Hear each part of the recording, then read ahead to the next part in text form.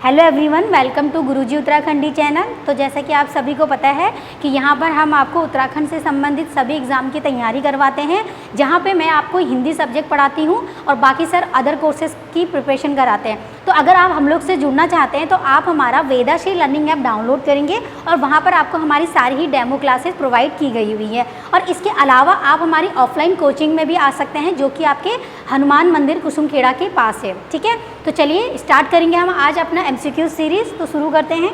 तो हिंदी साहित्य को लेकर आज हमारा सबसे पहला क्वेश्चन क्या रहेगा उस पर आप देखेंगे। ठीक है, तो यहाँ पे देखो आप लोगों के लिए सबसे पहला क्वेश्चन क्या लिखा हुआ है कि छायावादी युग के 4 स्तंभों में से निम्न में से कौन सम्मिलित है, मतलब कि ये नहीं है। ठीक है, तो आप लोग के यहाँ पे आपको क्या नोटिस करना है कि जो छायावादी युग रहा है उसके जो 4 स्तंभ थे, ठीक है, उनमें से कौन सा नहीं है। तो आपको कौन सा बताना है, नहीं है। तो इसका मतलब 3 होंगे और 1 नहीं है, सॉरी।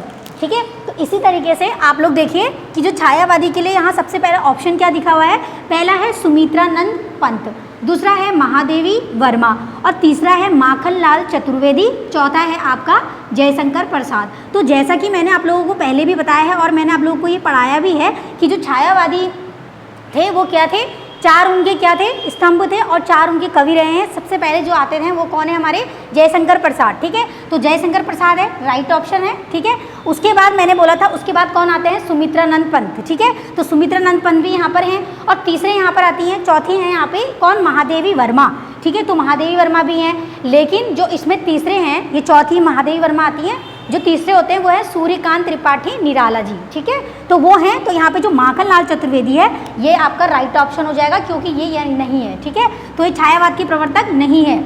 क्लियर है आप लोगों को। चलो सेकंड क्वेश्चन हमारा क्या बोलता है कि सुमित्रानंद पंत को उनकी ऐसी कौन सी रचना है जिसके लिए ज्ञानपीठ पुरस्कार मिला। तो हमने ऑनलाइन कोचिंग में हमने क्लास में पढ़ा था और बहुत अच्छे से मैंने आप लोगों को ये चीज़ समझाई भी थी। ठीक है, तो देखो क्या लिखा है, सुमित्रानंद पंत को उनकी कौन सी रचना के लिए ज्ञानपीठ पुरस्कार मिला है। तो आप लोग को पता होना चाहिए किसके लिए मिला है, चिदम्बरा, लोकायन, वीणा या फिर पल्लव। ठीक है, तो ये किसकी रचनाएं हैं, हमारे हैं आपकी सुमित्रानंद पंत जी की। ठीक है, लेकिन इनको अगर जो ज्ञानपीठ पुरस्कार मिला है, सबसे फेमस रचना इनकी जो रही है वो क्या रही है, चिदम्बरा। ठीक है, क्या रही है, चिदम्बरा। और ये चिदम्बरा को जो ज्ञानपीठ पुरस्कार मिला था वो भी मैं ईयर भी बता देती हूँ, हो सकता है आप लोगों से ईयर पूछ लिया जाए, है ना। तो आपका 1969 को इनको मिला था। क्या मिला था, ठीक है, कब मिला था इनको, चिदम्बरा के लिए 1969 को इनको क्या मिला था, ज्ञानपीठ पुरस्कार मिला था। ठीक है, थर्ड ऑप्शन में चलेंगे। थर्ड ऑप्शन क्या कह रहा है, देखो पढ़ो यहाँ पे है, माखनलाल चतुर्वेदी की कौन सी रचना है, मतलब कि इसमें से कौन सी ऐसी रचना है जो किसकी है, माखनलाल चतुर्वेदी की। और आप लोगों को मैंने जब माखनलाल चतुर्वेदी की रचनाएं बताई थी तो मैंने एक ट्रिक भी बताई थी। ठीक है, क्या बताई थी, देखो यहाँ पहली है कामायनी, दूसरी है हिमतरंगिनी, दीपशिखा और है आपकी समरगाथा। ठीक है, तो आप लोगों को इसमें से बताना है कि कौन सी रचना है। ठीक है, तो आप लोग को पता है कि जो कामायनी है वो किसकी है, जयशंकर प्रसाद की, बहुत ही प्रसिद्ध है, जिनके लिए इनको क्या मिला है, ज्ञानपीठ साहित्यिक अकादमिक पुरस्कार भी मिला है। ठीक है, उसके बाद यहाँ पर आ जाओ दीपशिखा। तो दीपशिखा किसकी है, ये है महादेवी वर्मा जी की। किसकी है ये, महादेवी वर्मा। ठीक है, ये महादेवी वर्मा है। और उसके बाद यहाँ पे जो आपका बच गया समरगाथा, जो समरगाथा है वो किसकी है, राजेश जोशी की। तो इसका मतलब कौन सी रह गई, अब कौन सी रह गई हमारे पास, एक बची है, वो है हिमतरंगिनी। तो जो हिमतरंगिनी है वो किसकी है, माखनलाल चतुर्वेदी की है। तो मैंने बताया था माखन कौन खाता है, कृष्ण भगवान खाते हैं, है ना। तो उन्होंने पर्वत अपनी उंगली में उठा लिया था, है ना। तो हिम से क्या आता है, पर्वत। ठीक है, तो इस तरह से ट्रिक करके मैंने आप लोगों को सारी रचनाएं याद कराई थी। ठीक है, अब मैं बता देती हूँ कि इनको कब मिला था। इनको इसी के लिए आपको नोट करना है, यहाँ पे 2 नंबर और बनेंगे। क्या बनेंगे, कब मिला था ये, 1955 में मिला था। 1955 के बाद इनको इसी के लिए साहित्यिक अकादमिक पुरस्कार भी मिला है। क्या मिला है, 1 नंबर यहाँ से, दूसरा नंबर क्या मिला है, साहित्यिक अकादमी पुरस्कार। ठीक है, तो इसका मतलब आप लोगों के यहाँ पर कितने क्वेश्चन बन गए। देखो आप लोगों को मैं एक क्वेश्चन बताती हूँ, आप ये मत सोचा करो कि मैम सिर्फ 4 क्वेश्चन 4-5 क्वेश्चन लाती है और ख़त्म हो जाता है। आप लोग ये देखा करो कि मैं एक क्वेश्चन के अंदर आपके कितने, मैंने एक कामायनी का बताया 1 2 3 4 5 6, तो मतलब मैंने आपको अभी एक क्वेश्चन में 6 आपके नंबर बता दिए। तो 6 नंबर आपके यहाँ से पक्के हो गए, हुए नहीं हुए। ठीक है, चलो इसी तरीके से चलते हैं 4th क्वेश्चन में।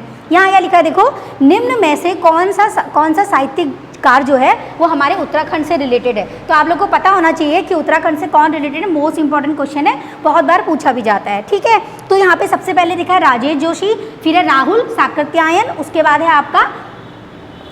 है आपका मनोहर श्याम जोशी और है शेखर जोशी। ठीक है, तो जब हम लोगों ने पढ़ा हुआ है बहुत अच्छे से कि जो हमारे उत्तराखंड के साहित्यकार हैं वो कौन है, आपके शेखर जोशी, है ना। तो शेखर जोशी क्या है, हमारे साहित्यिक मतलब क्या है, साहित्यकार उत्तराखंड से रिलेटेड है। ठीक है, तो ये हमारे क्वेश्चन हो गए। चलो अब हम नेक्स्ट क्वेश्चन पे चलते हैं। चलिए, तो हमारा नेक्स्ट क्वेश्चन क्या कह रहा है यहाँ पे, ये देखिए क्या कह रहा है कि केदार पांडे किसका मूल नाम है। ठीक है, तो आपको कभी कभी मूल नाम से भी क्वेश्चन पूछ ले जाएंगे। ठीक है, प्रीवियस ईयर में भी आया हुआ है, तो लिखा हुआ है कि केदार पांडे किसका मूल नाम है। तो यहाँ पे ऑप्शन दिख रहे हैं, हजारी प्रसाद द्विवेदी, मंगलेश डबरवाल या राजेश जोशी या फिर राहुल साकृत्यायन। ठीक है, तो यहाँ पर जो आपका केदार पांडे, ये जो केदार पांडे नाम है वो किसका है, वो है आपका राहुल साकृत्यायन। ठीक है, तो इनको हम लोग क्या घुमक्कड़ कवि के नाम से भी जानते हैं। ठीक है, घुमक्कड़ कवि के नाम से भी इनको जानते हैं हम लोग। ठीक है, तो राहुल साकृत्यायन की है ये। सेकंड क्वेश्चन क्या कह रहा है हमारा, ये बोल रहा है कि जो मुठभेड़ है वो किसका उपन्यास है। ठीक है, ये आपका जो मुठभेड़ है वो किसका उपन्यास है। तो यहाँ पे मुठभेड़ किसका उपन्यास है, यहाँ पे पीताम्बर दत्त का या फिर शैलेश मटियानी जी का या मन्नू भंडारी का या फिर शेखर जोशी का। ठीक है, तो यहाँ पर जो आपका मुठभेड़ है वो रचना किसकी है, हमारी शैलेश मटियानी जी की। किसकी है, शैलेश मटियानी जी की, भूलना नहीं है। ठीक है, मुठभेड़ किसकी है, शैलेश मटियानी जी की। क्लियर है। चलो नेक्स्ट क्वेश्चन नंबर 3 क्या कह रहा है कि प्रेमचंद के, यहाँ पे लिखा है प्रेमचंद के फटे जूते, है ना, बहुत फेमस रचना है ये। तो ये किसकी रचना है पूछ रहे हैं। ठीक है, तो ये पूछ रहे हैं किसकी रचना है, प्रेमचंद, हजारी प्रसाद द्विवेदी, मनोहर श्याम जोशी। ठीक है, उसके बाद है हरिशंकर परसाई। ठीक है, अब यहाँ पे प्रेमचंद लिखा है तो आप लोग यहाँ पे क्लिक मत कर देना कि प्रेमचंद के फटे जूते हैं, तो क्या पता प्रेमचंद, ऐसे तुक्काबंदी नहीं करनी है। ठीक है, तो ये किसकी रचना है, ये है हमारे हरिशंकर परसाई जी की है। ठीक है, हरिशंकर परसाई जी की क्या है, ये प्रेमचंद जी के फटे जूते, ये इनकी रचना है। ठीक है, और यहाँ पे एक चीज़ और बताने वाली थी मैं, शैलेश जो मटियानी जी हैं ये भी हमारे उत्तराखंड यूके से रिलेटेड है। ठीक है, उसके बाद हमारे क्या है, हरिशंकर परसाई जी क्या थे, हमारे ये प्रेमचंद के फटे जूते इन्होंने लिखी हुई है ये पंक्ति। ठीक है, चलो नेक्स्ट क्वेश्चन क्या कह रहा है, क्वेश्चन नंबर 4 कह रहा है कि निम्न में से शेखर जोशी की रचना नहीं है। मतलब ये शेखर जोशी जो उत्तराखंड से रिलेटेड है, ठीक है, उनकी कौन सी रचना नहीं है पूछ रहा है। तो इसका मतलब 3 रचनाएं हैं और एक नहीं है। क्या नहीं है, कोशी का घटवार इनकी रचना है। ठीक है, गलता लोहा भी क्या है, शेखर जोशी की रचना है। नौरंगी बीमार है, ये भी किसकी रचना है, शेखर जोशी की।